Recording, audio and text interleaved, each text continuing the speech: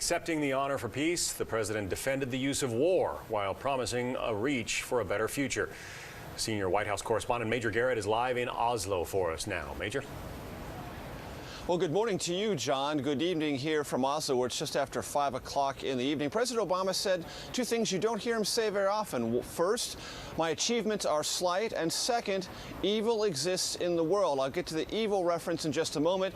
He talked about his achievements being slight when the president accepted the Nobel Peace Prize, saying, compared to other previous recipients like Nelson Mandela, Albert Schweitzer, Martin Luther King Jr., and former Secretary of State George C. Marshall, whom the post-World War II European Recovery Act, the Marshall Plan, is named for, the president says, you know, I really haven't done as much as they have. He hopes to achieve more. On the existence of evil, the president told Europeans generally, and this audience here in Oslo specifically, noted and notable for their long-running passivity, that the fight against al-Qaeda is worth fighting, is a just fight, and he rooted that argument in uniquely European history. Let's listen.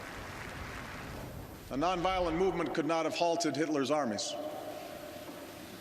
Negotiations cannot convince al-Qaeda's leaders to lay down their arms.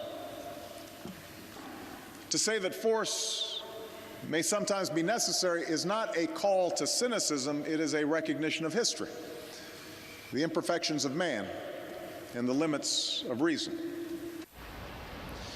There are obviously a lot of ceremonial aspects to the visit here in Norway, Oslo, that is to say. The president met King Harald V and Queen Sonja.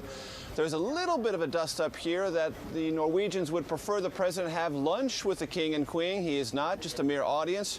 It's one of 3 events here around the Nobel Peace Prize ceremonies he is skipping. The White House says he's a busy man. He's got to get back to Washington to tend to other business. But they point out he is the only sitting U.S. president to receive the Nobel Peace Prize who took the time to come here to Oslo to receive it. Teddy Roosevelt, Woodrow Wilson did not. John, back to you. All right, I imagine that 747 makes a difference. Thanks very much. Indeed it does. Major Garrett in